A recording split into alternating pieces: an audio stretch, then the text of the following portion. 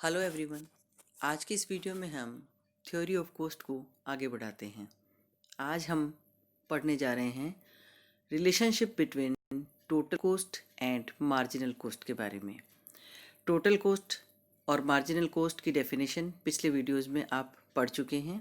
आज हम इन दोनों के मध्य पाए जाने वाले संबंध के बारे में अध्ययन करेंगे। यहाँ आपको दो रेखा चित्र दिखाई दे रहे हैं। ऊपर स्थित रेखा चित्र में टोटल कॉस्ट कर्व बनाया हुआ है जिसके दो पार्ट्स हैं, टीएफसी और टीवीसी। टीएफसी जिसका उत्पत्ति की मात्रा से कोई सरोकार, कोई लेना देना नहीं होता है।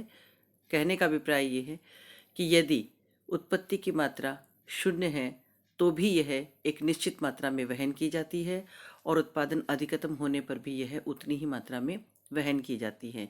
जबकि टोटल वेरिएबल कॉस्ट यानी कुल परिवर्तनशील लागत सीधी सीधी उत्पत्ति की मात्रा से संबंधित होती है।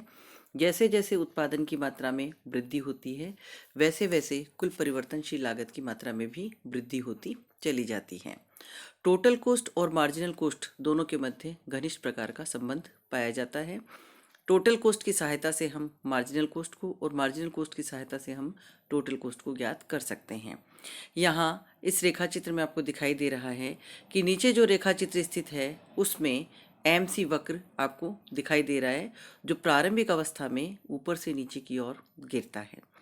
जब मार्जिनल कॉस्ट ऊपर से नीचे की ओर जाती है यानी सीमांत लागतों में जब कमी होती है तो इस स्थिति में टोटल कॉस्ट ऊपर की ओर बढ़ता है, लेकिन इसके बढ़ने की दर घटती हुई होती है। जिस स्थान पर मार्जिनल कॉस्ट मिनिमम होती है ठीक उस स्थान पर टोटल कॉस्ट कर्व अपना आकार बदल लेता है। इसे हम पॉइंट ऑफ इन्फ्लेक्शन भी कहते हैं, यानी मोड़ का बिंदु। मोड़ का बिंदु वह बिंदु होता है जिस बिंदु से वक्र अपनी आकृति को परिवर्तित कर लेता है। जब मार्जिनल कॉस्ट बढ़नी शुरू हो जाती है तो उस स्थिति में टोटल कॉस्ट में वृद्धि होती है और इसके बढ़ने की दर बढ़ती हुई होती है। तो इस प्रकार आपने देखा कि मुख्य रूप से तीन बिंदुओं के द्वारा हम टीसी और एमसी के बीच रिलेशनशिप को समझ सकते हैं। पहला बिंदु कि जब एमसी गिरती है टीसी बढ़ती है, लेकिन इसके बढ़ने की दर घटती हुई होती है। जिस स्थान पर एमसी न्यूनतम होती है उस स्थान पर टीसी वक्र अपना आकार बदल लेता है। जब एमसी बढ़ती है तो टीसी वक्र भी बढ़ता है, यानी टोटल कॉस्ट में भी वृद्धि होती है, लेकिन इस समय उसके बढ़ने की जो दर है वह बढ़ती हुई होती है। अब हम पढ़ते हैं मार्जिनल कॉस्ट और एवरेज कॉस्ट के बीच में पाए जाने वाले संबंध के बारे में। यहाँ नीचे स्थित रेखा चित्र में आपको एक साथ चार चार वक्र दिखाई दे रहे हैं।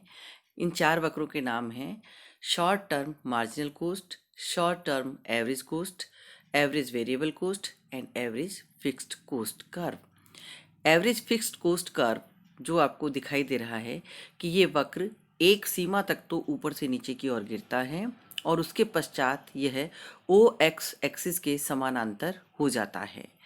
एवीसी और एसी वक्र जो है इनका आकार अंग्रेजी के यू आकार का होता है। प्रारंभ में ये गिरते हैं, फिर न्यूनतम होते हैं, उसके पश्चात ये वापस बढ़ना शुरू कर देते हैं।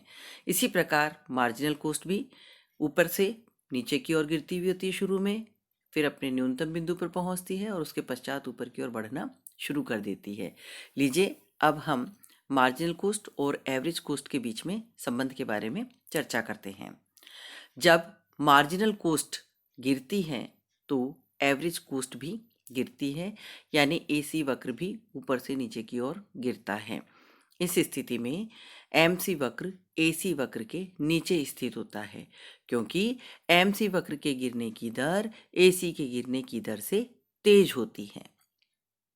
जब एमसी अपने न्यूनतम बिंदु पर आकर के बढ़ना भी शुरू कर देता है परंतु एसी अभी भी गिर रहा होता है, यानी एमसी न्यूनतम बिंदु पर पहुंच करके वापस बढ़ना शुरू कर देता है परंतु एवरेज कॉस्ट में अभी भी कमी हो रही होती है। एसी वक्र का जहां न्यूनतम बिंदु होता है ठीक उस स्थान पर एमसी वक्र इसको काटता है। फिर जब एमसी वक्र ऊपर की ओर जाता है यानी एमसी जब बढ़ता है तो एसी भी बढ़ता है। ऐसी स्थिति में MC वक्र AC वक्र के ऊपर स्थित होता है, क्योंकि MC के बढ़ने की दर AC के बढ़ने की दर से तेज होती है। ठीक इसी प्रकार का संबंध MC और AVC के मध्य भी पाया जाता है। जब AVC गिरता है, MC गिरता है। इस स्थिति में MC वक्र AVC के नीचे स्थित होता है और MC अपने न्यूनतम बिंदु पर पहुंचकर बढ़ना भी शुरू कर देता है, जबकि AVC अभी गिर रहा होता है। इसी प्रकार जब AVC बढ़ता है, MC भी बढ़ता है और इस स्थिति में MC वक्र AVC के ऊपर स्थित होता है, क्योंकि MC के बढ़ने की दर AVC के बढ़ने की दर से तेज होती है।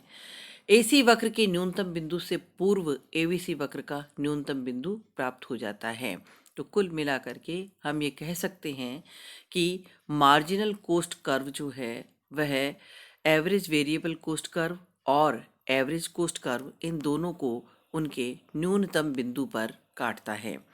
तो ये था TC और MC के मध्य संबंध और MC और AC के मध्य पाए जाने वाला संबंध।